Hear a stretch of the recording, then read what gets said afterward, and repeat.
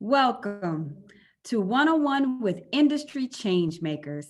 I'm your host and moderator, Denise Parker. This series was created to enlighten young people on different career paths, allowing individuals to learn from the experts who are trailblazers, taking their passions and turning it into purpose within their careers. Before I introduce today's honored guest, I'm excited about each interview series. We invite young people to join our conversation from all over the country and conduct these interviews. So for today's interview, I want you to meet our superstar student body panel. Miss Famita Wright, introduce yourself. All right. Hi, everybody. I am Famita Wright. I'm currently a senior in high school, located in Atlanta, Georgia. I'm currently looking forward to attending the illustrious Spelman College, majoring in pre-med, and I'm more than honored and blessed to be here. Thank you, Miss Famita. And now I have Miss Paige Scott. Introduce yourself, Paige. Hi, everybody. My name is Paige Scott. I am currently a senior in college attending University of Loyola Marymount.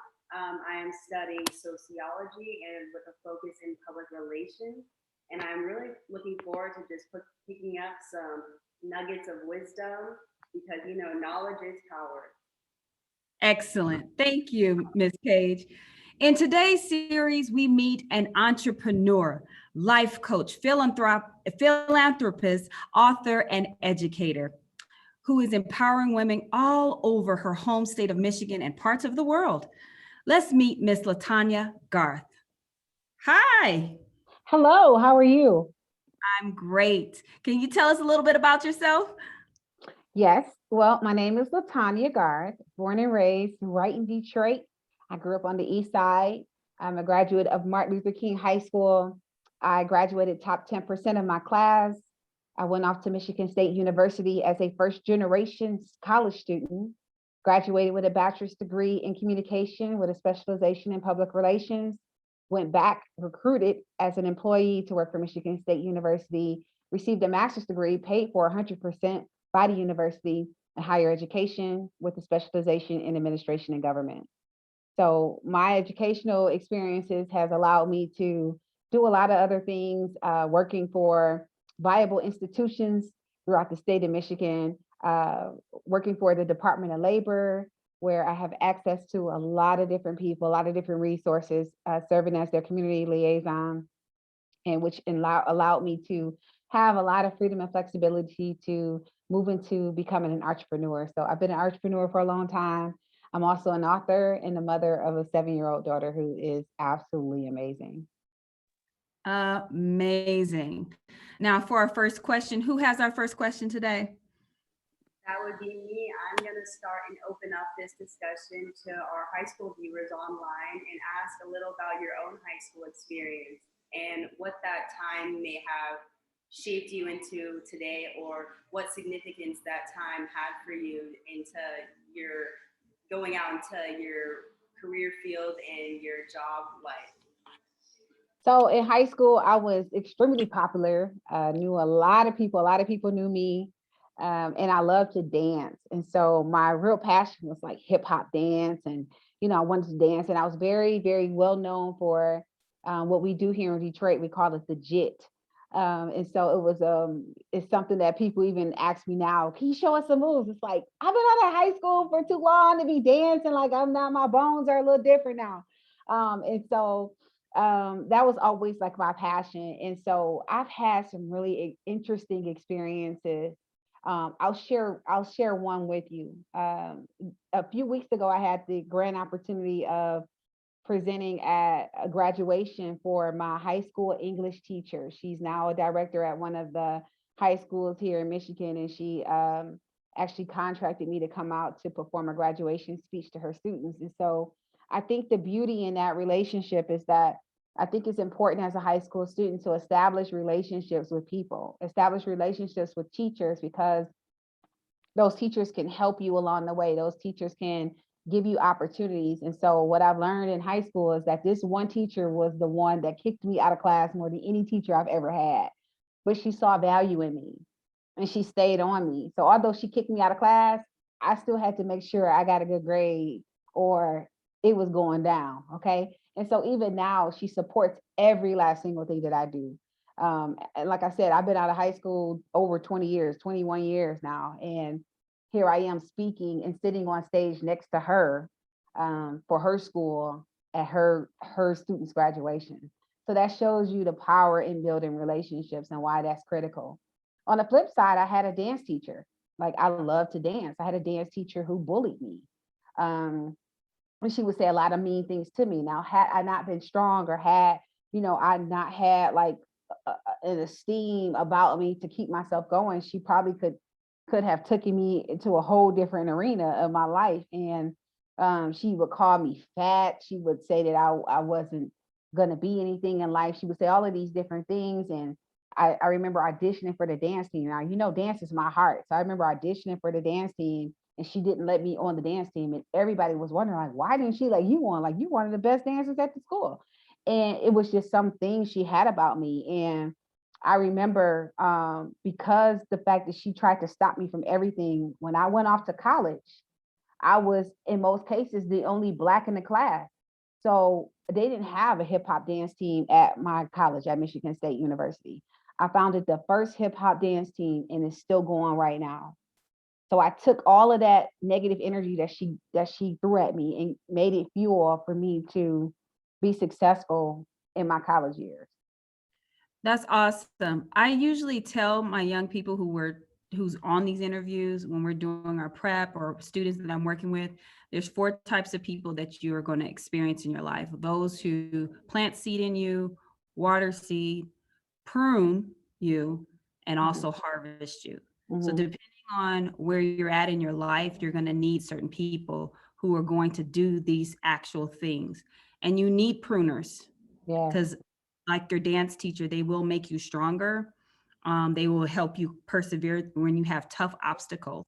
And we all going to face some tough obstacles. Our heart goes out today.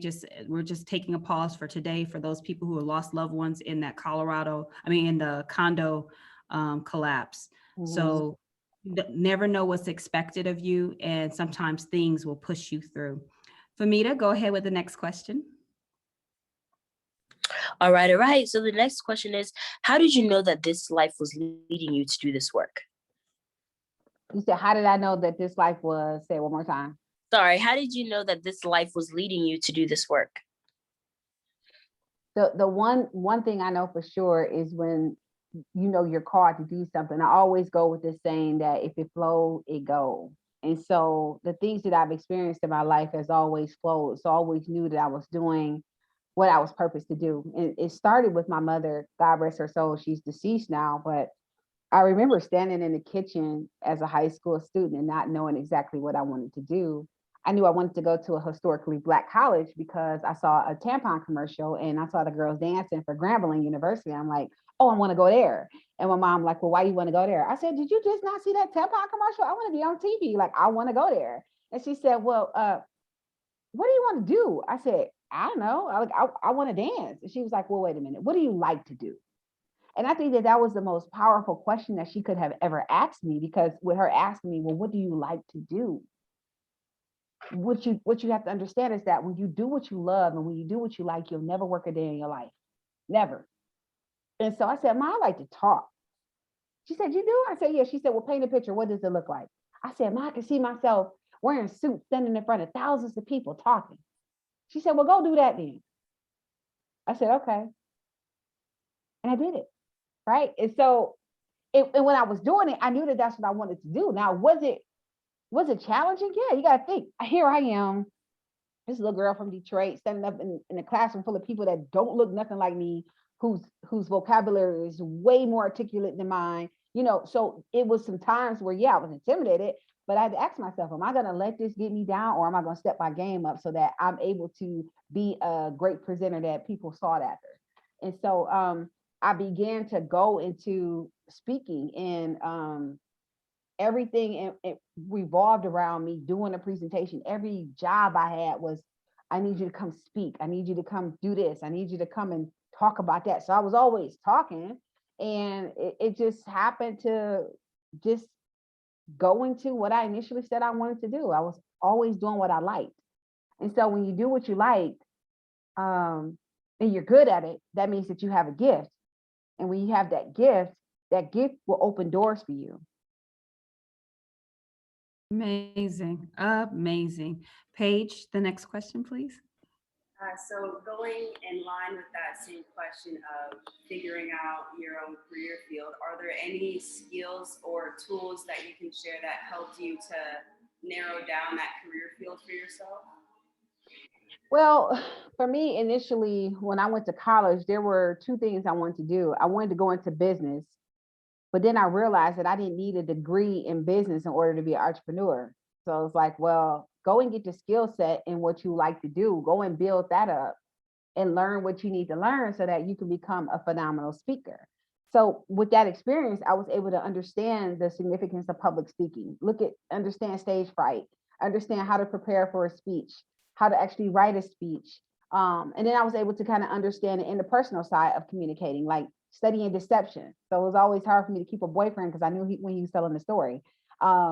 But also, having those relationships with people where I could build a relationship with someone and coach and teach them. And so that part of communication for me is effective. And that's what I needed to get the skill set in. So once I learned that, I can just read on how to become an entrepreneur and then bump my head a few times and then build my brand and build my business without actually having to pay for a degree. I said, well, what I need a degree in business for when I can still have my own business?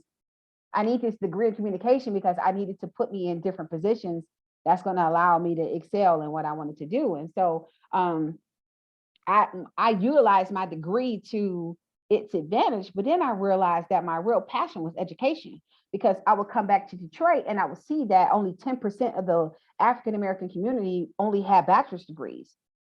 So you're looking at a very low population of people here that are educated beyond high school. And so for me, that was a problem. And so my background my passion for education and recruiting students to go to college and teaching them to understand that you're going to need more than just a high school diploma, right? You're going to need some education beyond high school. Now, does it have to be college? No, but you still need higher education. And so introducing them into skills trades and talking to them about the importance of life sustainability through having a career and taking care of yourself and financial longevity. So all of these different things became my passion to teach young people. And so then that's when I was recruited to go back to my alma mater to not only get a master's degree in higher education, but also to recruit throughout the United States students to go to that institution that I once was intimidated by, so I became the only African-American woman of 60 people in the office, and I was the youngest. And so to me, it was like, wow, like, why am I here? But I knew that I was there because I needed to develop my skill set as a presenter so that I could be that communicator that I said I wanted to be. And so that gave me the opportunity to open up doors. I mean, I go to speak at my alma mater, my university, and cover for Eric Thomas, who was the #1 motivational speaker in the world. He's an alumni from there. So it shows you how it all set me up to kind of go and be in these different spaces. And so, like I said, when it flow, it go, that it's right when everything just go. It just flow. Excellent. Yeah. It sounds like there's so many different avenues where you can pivot when you have just an end goal in mind. Mm-hmm. Mm-hmm. I think Famita, you have the next question. Yep, I do. Okay. What is one thing you love about I shouldn't say job, maybe jobs, and what's one thing you would change about them? The one thing I love about what I do is the fact that when people say, how do you do so much? I don't look at it as it being a lot because I'm able to harmonize everything that I do. So for me, it's not like, I got to go here, I got to go there, I got to do this. It all do this. Everything that I do, it does this. From women's empowerment to owning a multi-purpose venue to motivational speaking, all of it is centered around me. So I'm the umbrella of everything else that defines who I am, which is kind of cool because everything that I do that's business-wise is a reflection of me. So what I learned is when some people work for companies, they pick up their brand, right? So they're marketing their brand, they're doing everything for that company. And it's like, for me, in my mind, I'm like, well, if I could take the same energy and put it into me, or put it into what represents me and what I'm here for, I know I'm operating in full purpose, because not only am I able to take what I went to school for and turn it into a career, but I'm also able to take the same skill set and be a servant and help people. So there's power in planting seeds.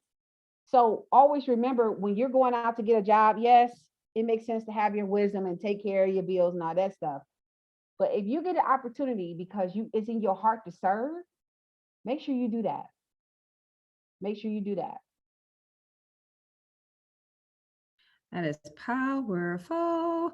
Paige. So I personally look to my role models and their personal career paths and learn from their experiences. Could you share your personal influencers or mentors that you have, and how those influential people have impacted your life or helped to catapult your career? Yep. What I will say, if I talk about that, we'll probably be here till like midnight. So going through every person. But what I have learned is that God sends people in your life, and I call them purpose pushers, because I've learned that in my line of work, there are people such as Miss Denise here. I believe she's been called to be a purpose pusher in my life. And that's another conversation, but I believe she's one of those people. And so what happens is, we can seek after mentors, but there are people that see a gift in you that you might not even see in yourself yet. And they want to show you that there's more to your life than what you see. And what I've learned in my experiences is that I've had people that I've looked up to, and they've taken me under their wing and they've showed me the ropes. And so what I learned with mentorship, and that's why I love being a mentor, because I can help people go down a path of good measure, right? And they can do things that are good and not do things that are bad if they listen, right? So a mentor can tell you great stuff. It's up to you whether or not you're going to listen. Now, in my case, I thought about my career. I said, okay, I want to go into higher education. Let me go and get me a mentor that's already in higher education. That first mentor was my uncle. My uncle has a PhD. He's worked in the higher education settings. He's a professor. He does all of that. So sometimes, you ever hear the saying, it's not about who you know. It's not about what you know, it's who you know. That's true. It's not about what you know, it's who you know, but then it's also about who you decide you're going to build those relationships with. Right. And so my mentor was my uncle. My uncle introduced me to someone else that I made my mentor that was in higher ed. Then that mentor took me on board. He left my first career out of college at University of Detroit Mercy and went to Michigan State. And guess what he did? He brought me with him. Right. So your mentors will take them with you when they see that you have a gift, right, to do something. And so from then on, even my mentor, that was years ago, we're still in touch with one another. Right. And so what I've learned is there are people in your life that are designed to push you certain places. But when you get there, don't forget about those people that helped you. And the way that you reward your mentor is by being a mentor to someone else. Yeah. That was a mic drop. That was powerful. Yeah. I think the ladies here are starting to see the purpose of an interview like this. And what do you guys think? Just real quick, let's take a pause from the questions. Do you guys feel like these are some gems, these are some nuggets, what is this to you? Paige, Famita, just speak out loud, speak your mind real quick. Well, for me personally, this is more than nuggets. This is like a whole meal, because she's literally giving us, her perspective, and you're literally letting us know, like, you're giving us advice, you're giving us purpose of things I've never even heard before. So this is really inspiring, and I'm really just taking it all in. I'm taking a mental note of it, because I will be revising over everything again, because I don't want you to say these things and then I don't, take it into my life or apply it to my life, So yeah. All right, Paige. I was gonna say nuggets of wisdom with every question that is answered, but exactly as Famita said, just soaking up all the information and taking your experiences, Ms. Garth, and applying them and learning from them to then apply it to my own, as Famita was saying as well. Yeah. Oh, wow. Excellent. Famita, you have the next question. Yes, so Ms. Garth, just like how you said you had a lot of mentors, a lot of people giving you advice, that leads me to my next question. So when people give you advice, how do you receive it, and then how do you apply it? Good question. So one thing I've learned is that everything that you hear ain't for you, right? And so the reason why I'm saying that is because some people, they listen to advice, but that advice might be something that you can apply to your life, but that might be something that you need to hear for someone else, right? So that's the first thing I want you to understand, that sometimes the things you go through ain't for you, it's for somebody else, right? And so the advice that you get, you always take it and ask yourself, does this apply to me? And if it does apply to me, how do I take it and make sure that it works for me, right? And so the one thing I've learned is that advice is great, but people's thoughts and their mindset is consumed by the opinions of other people. So you gotta be very, very cognizant what you take in from people, right? Some people could give you advice and they could be very, very bitter about something that they experienced in their life. That might not necessarily apply to you, right? So there's a difference between taking advice and not listening, though. All right, so you always want to make sure you listen and you pull out what's important for you. Pull out what's important for you, because there's something that somebody can say to you that, yes, you can take it and run with it and learn from it. But if it's something that somebody says to you and you take that advice and you apply it to your life and it's not supposed to be applied to your life, then what good does that do for you? Right? Does that work in the advice that you received just during your life? But what about your past experiences that you've experienced that can end up being your own personal advice for yourself? How would you take that? Like somebody who's come from abusive foster care, or just the silver spoon in their mouth and never had to work a day in their life, would you say that the things that you learned in the past can also affect the advice that you receive? Absolutely. Yeah. But I also believe that life itself is a great school. And so the best way to learn something is to go through it yourself. Right. So if you was born with a silver spoon in your life, there may be a time where life is going to hit you and you're not going to know what the heck to do. Right. There's going to be times, there may be a situation where you may have, came from an environment or a home life environment that was not really to your liking. Right. It's up to you to choose whether or not you're going to be a product of your environment, or you're going to create an environment and then make it a product of you. You have the choice to think about the situations that you've encountered in your life and decide whether or not you're going to use them as a crutch for you not to succeed, or you're going to use it as a catalyst to move forward. Thank you. Paige? So switching gears a little bit, can you speak on your books a little bit to our viewers and what they're about? And also, was there a point in your life or maybe a life-changing or pivotal situation that inspired you to write?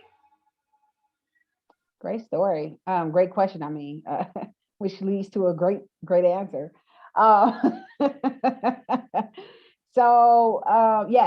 Yes. I will say that the one thing I know for sure is that adversity will push you into your destiny.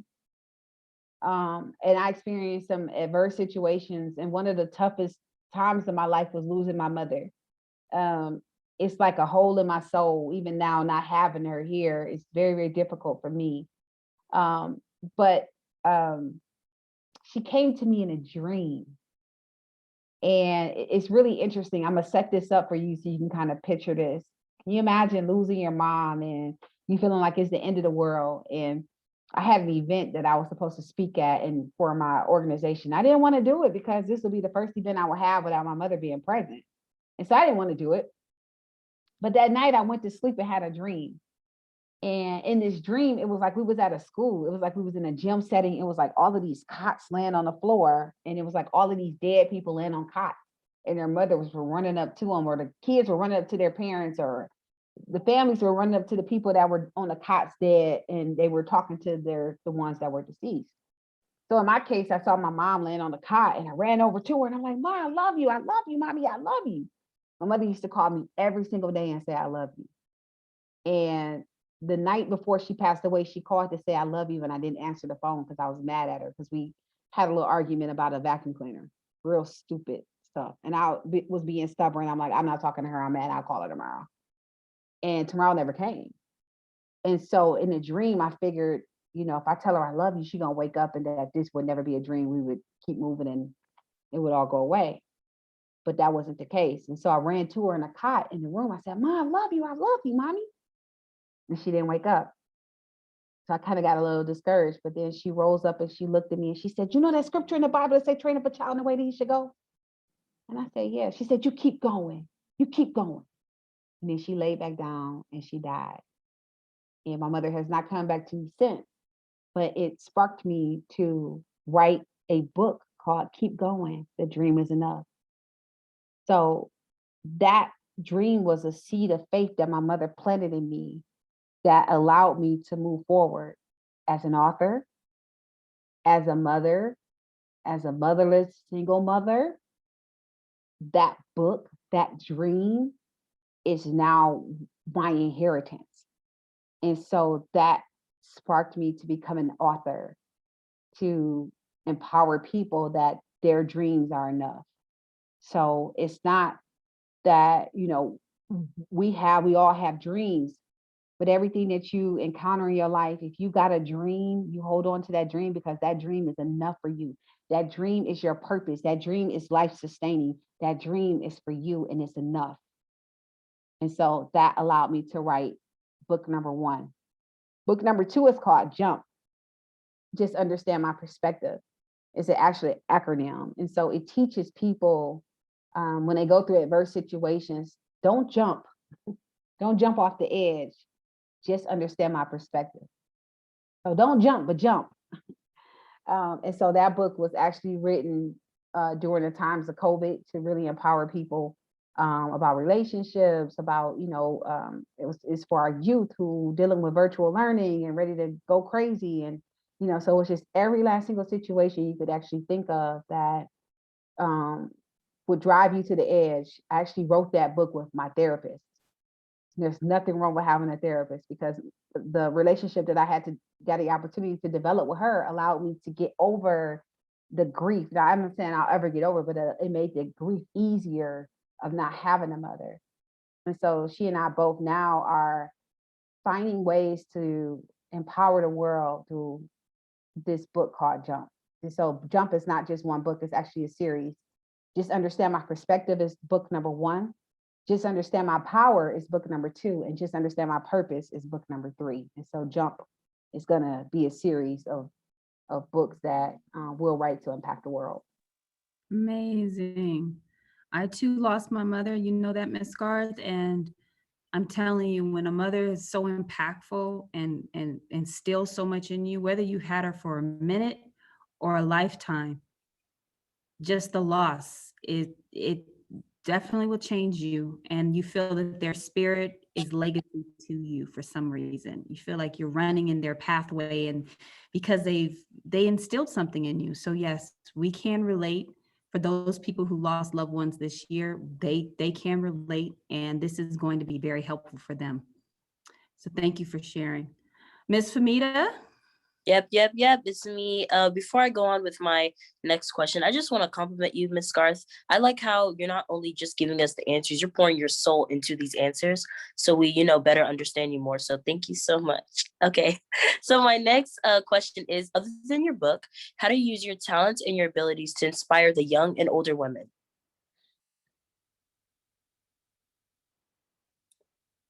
You're on mute. Okay, Yeah. good. So sorry about that. So my books are centered around purpose, perspective, and power. And so I always try to make sure that everything that I talk about is purposeful, that it has some type of meaning to it.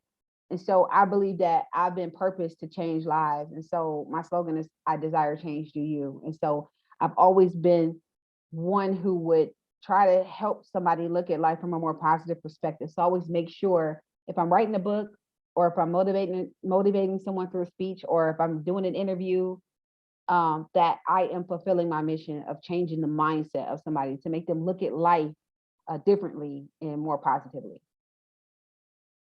Excellent. Excellent. You use those 3 Ps very, those are your words, that you own those words. Say those words again for us to hear. Perspective, purpose, and power. Excellent. Paige, you have the next question? Yes, and in line with the 3 Ps, perspective, power, and purpose, what is the importance of knowing about yourself? Yep. I think that if you do not define who you are, someone else will. So it's very important for you to know who you are and whose you are, right? Because if you don't define who you are, there are going to be times in life where people are going to say things about you, and are going to say things to you. And if you're not strong in who you are, it's very easy for you to accept what other people say. So always tell people, if you fill yourself up with the good things, if you fill yourself up with those affirmations, I'm powerful, I'm positive, I'm amazing, I'm beautiful, I'm smart, I'm healed, I'm whole, I'm free, I'm rich, all of that stuff, you fill yourself up with that. So when you start hearing all the other stuff, you're like, well, what's that? That's more than me. I'm not that. Right? That's not who I am. I know who I am. And so when you know who you are, and if you don't know who you are, you're trying to figure out, well, I really don't know who I am. How do I figure out who I am?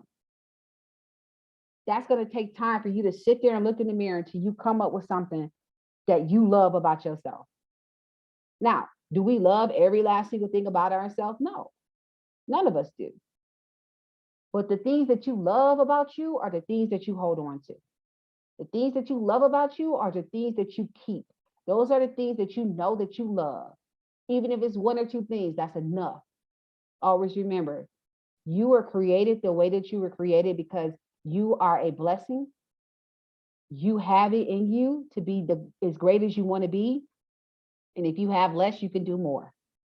So don't worry about having more to do more. It doesn't matter how much you got, it's what you have in you. And you should use what's in you and what's above you to confront anything that comes in front of you. Knowing that you have that and you have that power in you to be as great as you can do whatever you want.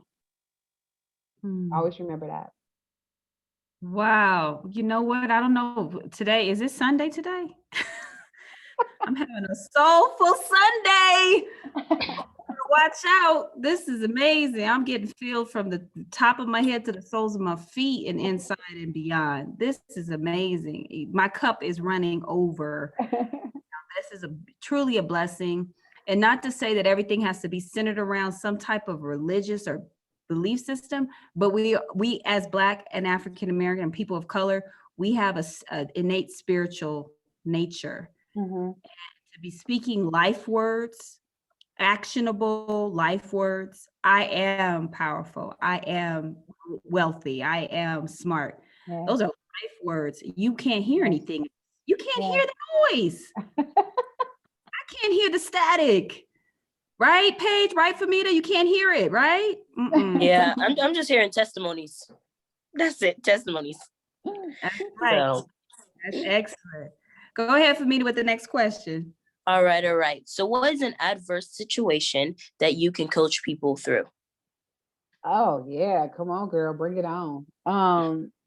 I think another hard test that I experienced was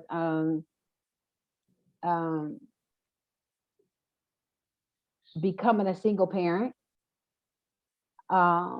Because I think what happens is, as women, we get caught up in, playing house with these men, and having these relationships where, oh, I can go live with him or he can come live with me and all.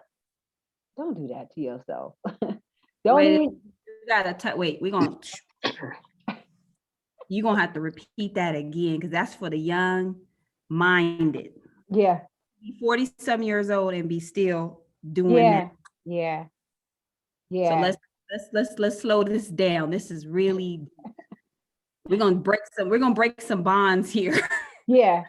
I think that a lot of women have this we go through this not wanting to be alone thing. And let's just be clear, like we got it. Like we know how to work, we know how to pay our bills, we know how to keep our stuff together, and then it's like, I think some women get so caught up with, oh, if I got a man, it's the difference between having a man in your house and having a man that's of the house.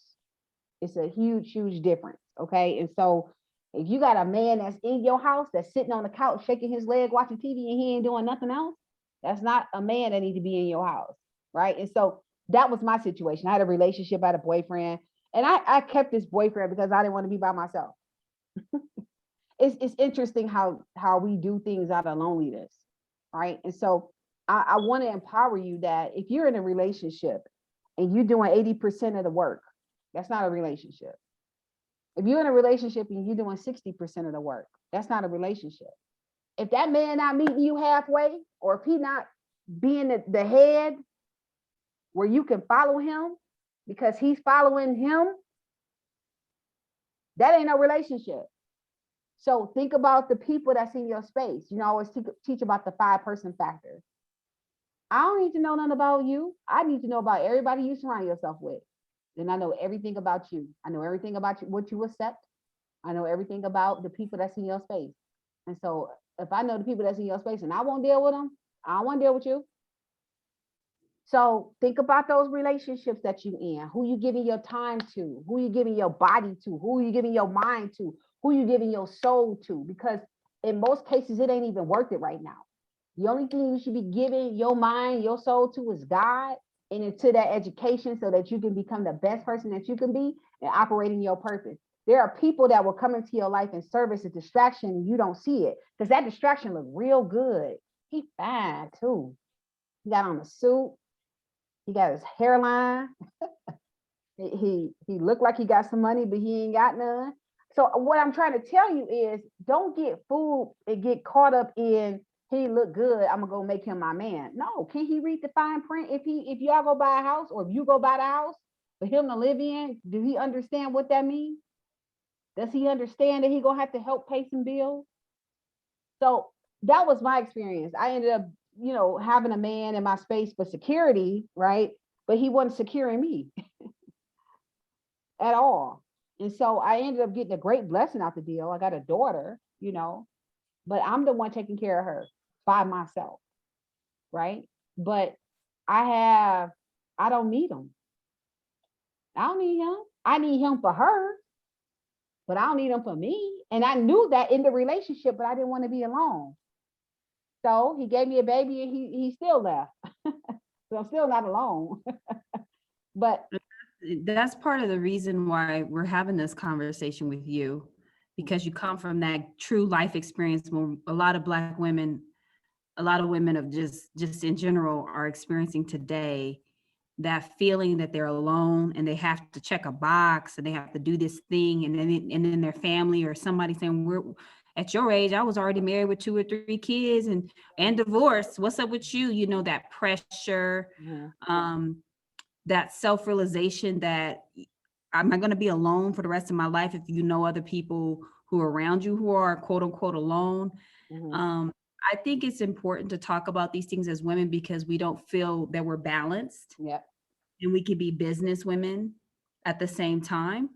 So from that perspective, where do you see, I'm just curious, I'm getting nosy, I'm taking over.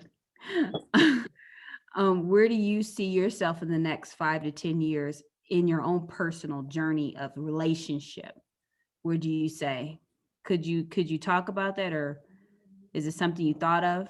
Oh yeah. I mean, where I can see myself, I have one of the most amazing man in my life, I'm sorry. And he is awesome. I mean, when I tell you, I never thought the relationship that I have actually existed, and it does. It's like, wow. I mean, it really shows that, I tell him all the time that God did not forget about me. And that's what I want to encourage y'all, that if you in a relationship and you settle in, you don't have to do that. You know what I mean? Just wait. And the right person that's for you will come to you.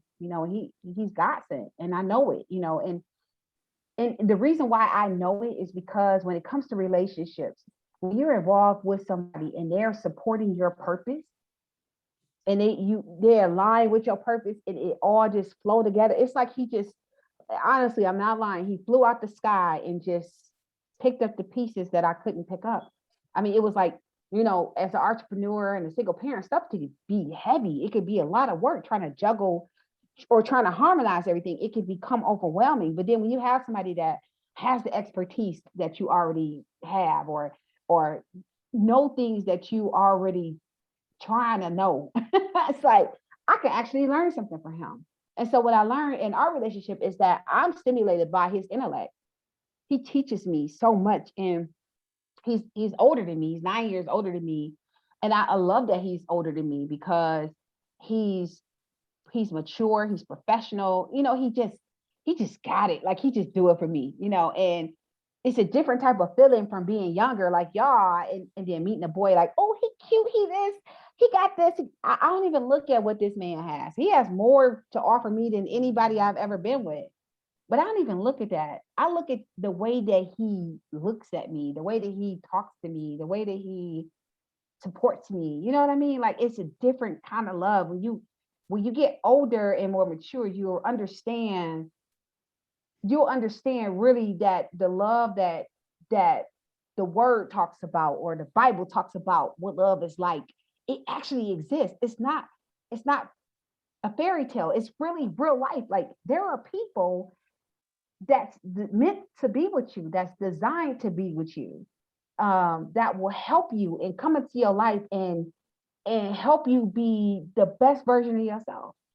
And so if you're in a relationship with somebody that's not helping you be the best version of yourself, it's not for you. I love it. Who has the next question? I took over. I apologize. I think it's Miss Page. Go ahead, Paige. Keeping it simple, can you define for us your 3 P's of perspective, power, and purpose? Say that one more time. Speak louder. I'm sorry. Could you define for us and the viewers your definition of perspective, power, and purpose? Yeah. So to have a perspective about something simply is to have your opinion about something. And so what I've learned is that my perspective comes from my experiences. And so I never give advice if I'm not coming from a place of experience, because my life has taught me enough to be able to have a perspective about certain things. And so I always look at perspective as experience, you know, coming from a place of, if I'm going to give you my perspective, it's going to be from my heart, because it's going to come from a place of experiencing something. Power to me comes from purpose. And so I'll talk about purpose first, because I feel like when it comes to purpose is what is life sustaining.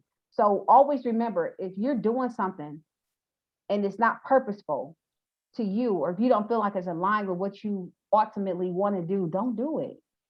You don't have to do it. Now, I will say the little things that we go through in life prepares us for the big things.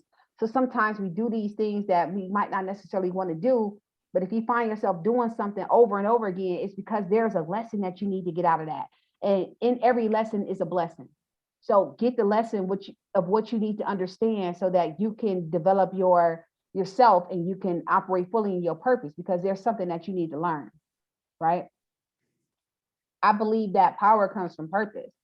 So even in my life, people look at me like I'm just powerhouse. And I just be like, why do people look at me like that? Why do they speak so highly? Because I don't see that. I see regular old Tanya from the East Side that like to dance. That's all even now at 39 years old, that's what I see. Like, I don't see anything else, but it's interesting how people position me, right? And so I believe that they see a certain power. I don't see it, which is great. And it keeps me humble. And I appreciate that, right? Because some people can see that they're somewhere, or somebody else is looking at them a certain way, and then they can become arrogant or ignorant about it. And that ain't my thing, right?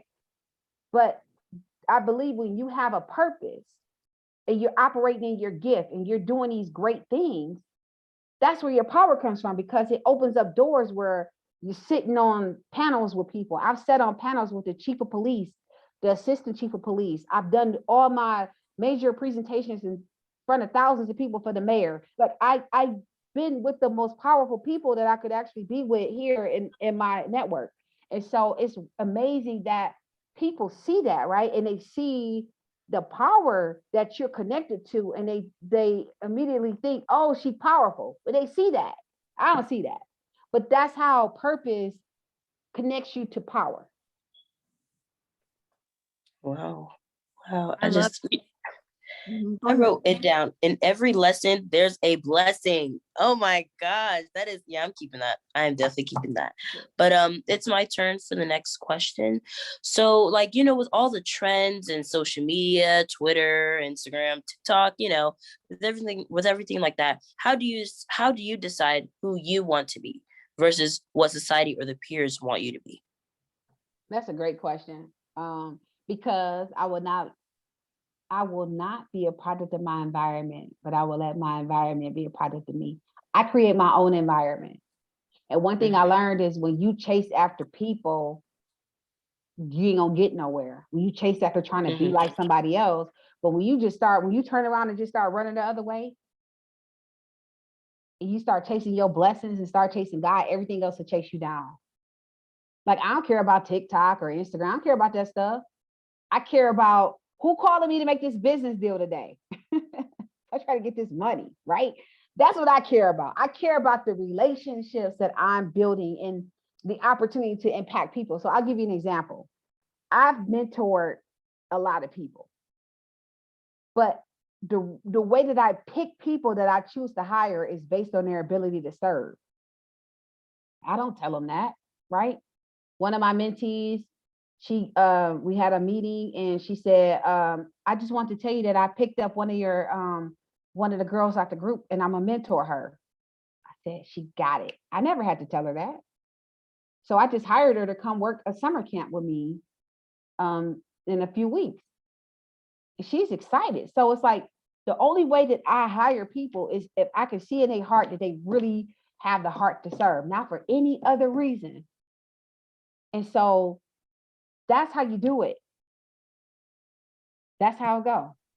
Hey, not for any other reason. So not for any other reason for some likes on their page, on their Insta page, or followers on their TikTok. That's what you're defining here. Because those are all fleeting, and those can also go positive or negative, more negative than positive sometimes. When we use social media just as our platform, as opposed to eye to eye, hand to hand, face to face, person to person contact. Excellent question. Paige? Okay, so personally, I am an overly independent person. I think I can get everything done by myself, but in order to be successful, how important would you say a support system is? And could you share with us what your own support system would look like? Yep. I believe a support system is very important. And the one thing I've learned is that you cannot do everything by yourself. So the one thing I learned about support systems is you got to put your pride down and ask for help. And that's okay. Asking for help doesn't make you weak. Asking for help makes you strong. And so having a support system is what's going to allow you to be able to carry more weight. So when you have people, and like we just talked about, having people that want to serve, right? Those people become your support system. Those are the people that support your purpose. They support your vision and whatever you're trying to do. Those are going to be people that you're going to need to help you, because not only are they doing it by not having a motive, but they're doing it because their intention is to support. Their intention is to serve. And so you always want to seek people like that. Now, that doesn't mean go out and say, oh, you like to serve, you like to serve, you like to serve, I'm gonna make you my support system. It doesn't work like that. The way that it works is with this one powerful word called discernment. Discernment will allow you to decide whether or not a person should be in your space, whether or not a person should be connected to your vision, whether or not a person should be connected to your purpose. So you got to be real cognizant about the people that come into your space that you decide to have as a support system. You want to be very careful, because what happens is if you just have anybody in your space, if you just have anybody in your circle, you're going to have all of these people that's going to come around you. You're not going to be able to see the real ones from the vultures. So you got to be real careful, and you got to pray for discernment. My lack of discernment almost got me 20 years in prison, because I had a boyfriend that got me caught up in some stuff. So be very careful about the people you consider your friends. Be careful about the people that you have in your space. Be careful about the people you tell your business to, your personal business to, your professional business to, your purpose to. You got to be very careful. And I'm sure some of y'all heard that before, but it's some real stuff, because people will take something of yours and they'll make it theirs, but it don't even matter, because they'll never be able to deliver like you, because what's in you is for you, and what God has for you is only for you. Ooh, another mic drop. I'm kind of speechless. Famita. Yeah, I'm still trying to recover. Anyway, so next question. How do you define self-love, and how do you find time for yourself? You know, sometimes being in like a masculine field and stuff, how do you come home and be more feminine, be more nurturing to your family? So my daughter is 7, and she is just so awesome. Like, she makes me a better mom. Mhm. Like, because this is the one thing that I've learned. Like, it just depends on where you at. Like, sometimes you got to flip the switch and be like, what up, though?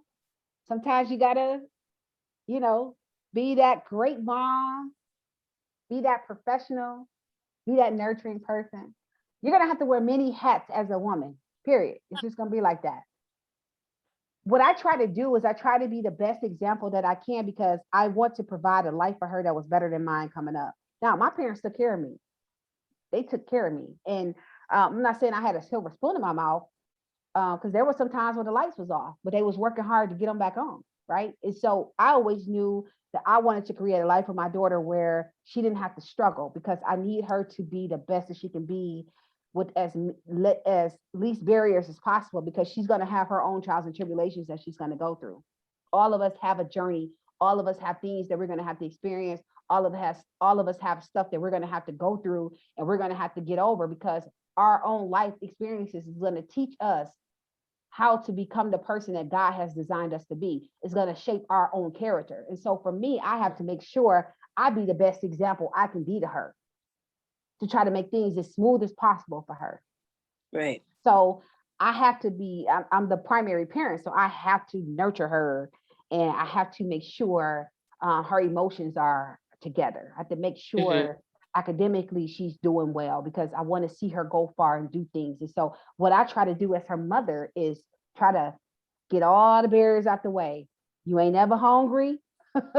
You got a bed to sleep in. You got a roof on your head. You Yeah. got some friends to play with. And if I need you to get away from me, there's always roadblocks.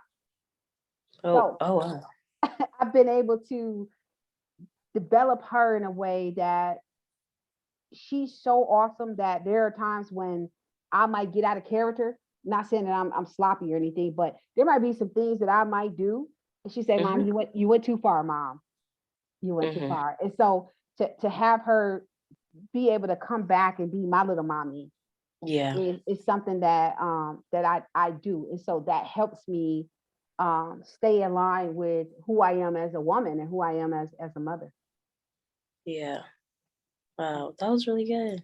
Thank you. Thank you, Famita. Paige? So going back to a little bit how you were speaking about you are who you surround yourself with, I've also got that lesson from my own mother and still with me, as she would say, who you keep around you is a reflection of yourself. How important would you say it is to keep people around you that are representatives of your own character?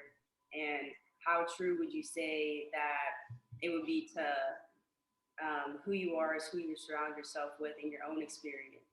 Yep. And I want to go back to talking about my significant other,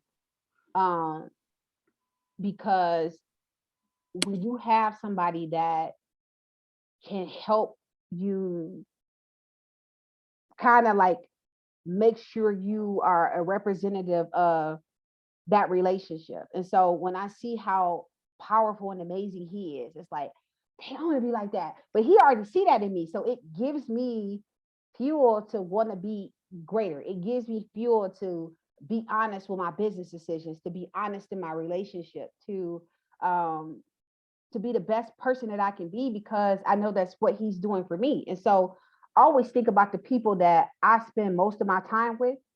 And I'm always looking at them and I'm always paying attention to them. And he always say, I pay attention to you. And I think that's important, that when you have people that's in your space, whether if it's a significant other, if it's a child, if it's a parent, it's important to pay attention to them so you can make sure that your character is aligned with their character.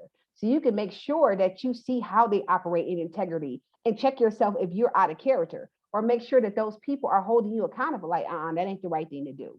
That's not the right thing to do. So I'll give you an example. There was a package that came to my house. I think one of my neighbors not too far may have ordered some gym shorts. And I'm like, oh, I got me some new gym shorts. Like, shoot, this came to my address. It ain't go to her address. And so he's like, no, he's like, I'm always going to be in your ear to remind you to do the right thing. He was like, we're going to walk down the street and take them gym shorts to that lady. I'm like, we better hurry up and walk down the street before I have them on and I'll be at the gym, so you see me, I'm ready to get out of character, right? And take this lady's shorts. But I felt like it was a gift because UPS brought it to my house. Like, them my shorts. And he like, no, that's not your name. That's not your address. We taking them down the street. So get people like that. That's going to help you. That's going to hold you accountable for making sure that you do the right thing. I love it. My life partner, my husband, we call it an integrity box. Mm-hmm. Like, who's in your integrity box, Mm-hmm. And when you're growing up, like, we're a little older here to young people, but you'll start to slough away people who you think need to be in that integrity box real quick when you have responsibilities that exceed your expectations. Yes, Auntie. You would say you got responsibilities that exceed your expectations, not just a car note and a job. I'm talking about taking care of another person, which is a child. Your integrity box gets like, and you want to make sure you fit in there and the person that you call your life partner fitting in there with your child or whoever else is in that whole circle. That's all you want in there, because you guys are going to be your best advocates. So I love that. Mm-hmm. We only have more questions. I think it's going to close out with Famita and then one more from Paige. So let's go ahead. All right. So is tough love okay? And how can you give tough love to the Black men or men who don't have that support group in their corner? That's a great question. I think tough love is excellent. I mean, that's the way I operate. If you want some love from me, you better believe it's gonna be tough. Okay, it's gonna be tough. It's gonna be tough. And so even with my daughter, I mean, I give her tough love all the time. She cries. She look at me and she get mad and cry and say, I don't care, you cry all day long, but I love you, right? I love you. And I think that whether or not the love is tough or not, if you able to pour into somebody, they need to take that love, right? And so what I've learned in my time as a mentor is some people don't necessarily get the soft love. They don't understand, let me talk to you because I care and I really want to see you do great. No, boo, procrastination is a thief of opportunity. Either you're going to get on or you're not. And so in my case, when I'm around people, I have to talk to them that way in order for them to get it. Now, why do I have to use that approach in some way? Sometimes people don't hear you until you talk to them like that because they've been conditioned to being talked to a certain way in their household. So if I'm coming at you soft and nice and sweet, that might give them an opportunity to feel like they can take advantage. But then if I come at them like, hey, I'm from the East Side, I ain't gonna play no games with you. Don't come in here looking at me because I'm cute. I need you to hear what I'm saying. Then they're gonna listen. And so it just depends on, what the approach is. Now, the beauty, what I love about being able to mentor and talk in groups is that I actually can feel the crowd. I actually can feel the kind of people that I'm about to talk to.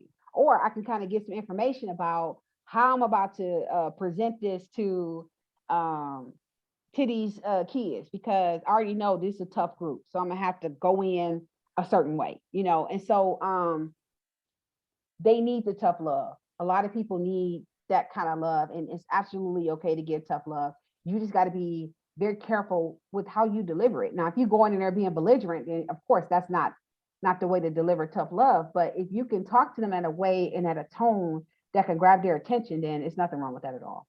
As long as you're helping them and you have the intention to give them the tough love, but also give them the resources to be successful, then there's nothing wrong with it at all.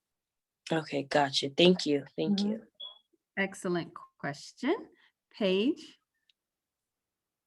Last question. What is a piece of advice or a lesson that you would like to share with your younger self?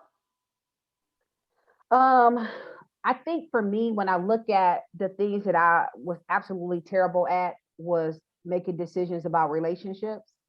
And so if I could talk to my younger self, I would be like, girl, don't even look at him. Like, yeah, his shoes clean, but he can't read. Right. And so I would tell myself to make sure that I discern the people that I had in my space. And so now that I'm good at doing that, because thank God I don't have to worry about that no more. Hopefully I'm off the market for good. But when you are young and you don't know and you want to just have a boyfriend just because, you have to be very, very, very careful about the people that are representing you, the people that is supposed to be a reflection of you. And always ask yourself, is this person a reflection of my purpose? If I see myself in public office, do I want to be with this guy that's got his pants sagging with that don't know nothing? Like, is this what I want? So ask yourself, if I could look at myself 20 years from now, do I want to be with this person? I guarantee you, you'll be getting out those relationships a lot faster than you got in them. So give yourself that. Give yourself that credit. Give yourself that enough to say, I love myself enough to know what type of person deserves me. Excellent. And Paige, I think you, not Paige, Famita, I think you have the last question. Yes, I do. Can you tell us what is an actionable word you'd use to describe yourself as a 2021 successful, brilliant woman? Now I would repeat that. describe myself. I want her to repeat that question one more time. 'Cause we Okay, need yeah. to define what's actionable words? What are they? And so go ahead, Famita. Okay. Can you tell us what is an actionable word and how you can use it to describe yourself as a 2021 successful, brilliant woman? Oh, wow. I'll take it. Okay. She had a little dee dee. Yeah, I got to practice for spelling. So, Yes, girl, get that practice on. Well, I am relentless. And the reason why I am relentless is because I will not let my ignorance, arrogance, or fear get in the way of the life I know I can have. I am somebody. I am unique. There has never been and never will be a person like me. I do not have to pretend to be someone I am not. Losers let it happen. Winners make it happen. I am a winner, and I can imagine.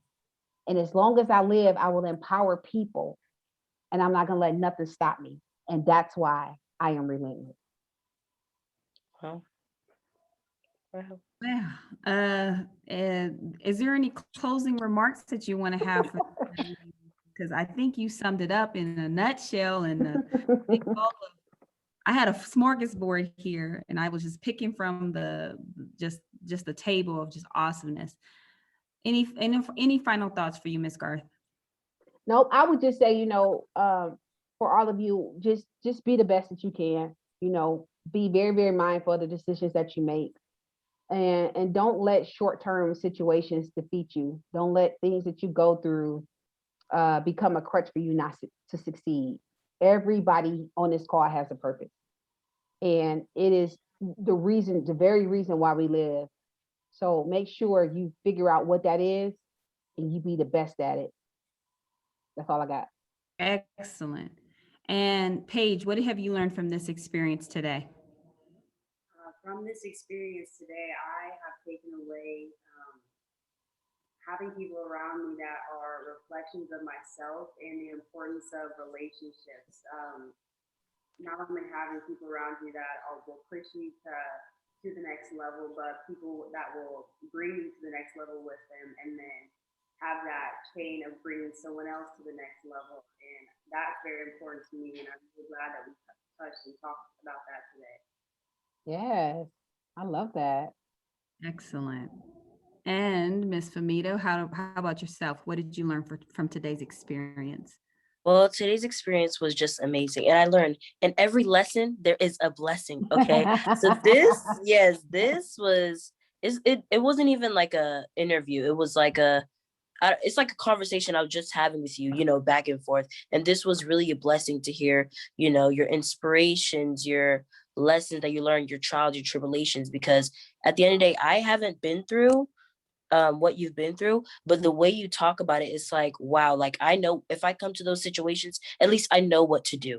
At least I'm kind of or somewhat prepared of, what to do, whether it comes with relationships, whether it comes with, being a high school student, whether it comes with having multiple occupations and stuff like that. And I just think that this is what we need today, not only in our lives, but in many of the schools, because so many of the students are very distraught. Yeah. So I feel like this is some type of, organization in my life. This is what I need, instead of, somebody that's an inspiration, instead of somebody that's nagging, you're teaching, you're filling us up, you're inspiring us. And that's what we need. So thank you so much. It was my pleasure. Thank you so much. I really appreciate you both.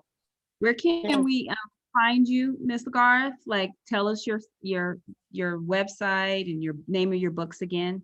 Yep. So I put my information in the chat. So my website is www.latonyagarth.com. So that's my first and last name. You can just pull me up right there. I put my email in there too. You can also reach me through my website as well. So yeah, that's my information. My nonprofit is the Imagine Mentoring Program of Michigan.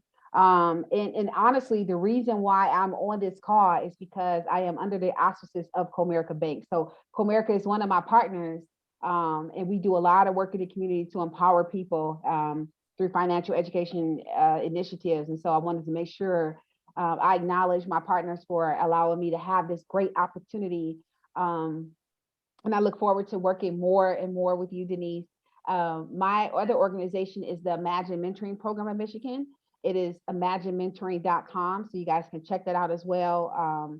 And I'm not very hard to reach. I'm not one of those people that's just so high that I'm not reachable. So I want you to reach out. If you have questions when you get to college, if you have challenges or experiences, I don't forget names. I don't forget faces. So reach out, send me a message. And, if there's anything that I can do to support you on your journey, I'd be happy to. Thank you for having me today.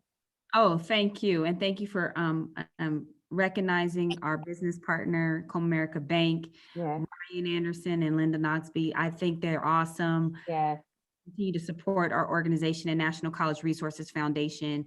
And I just want to thank the audience. I want to thank my illustrious panel of guests and our honored guests, Ms. Latonya Garth, and our powerful, impactful students, because they're making ripples in their own ponds right now. So I want to thank you for joining One-on-One with Industry Changemakers. The purpose of this series, again, is to empower, motivate, and educate young people in the areas of higher learning and career pathways by connecting the leaders of this next generation and to the Generation Z and the millennials. They are the next business leaders and the trailblazers. And I'm so excited to what we have in store for you from National College Resources Foundation and beyond. We're going to bring it 21, 22. It's going to be an awesome year. I thank you again. Goodbye. Bye.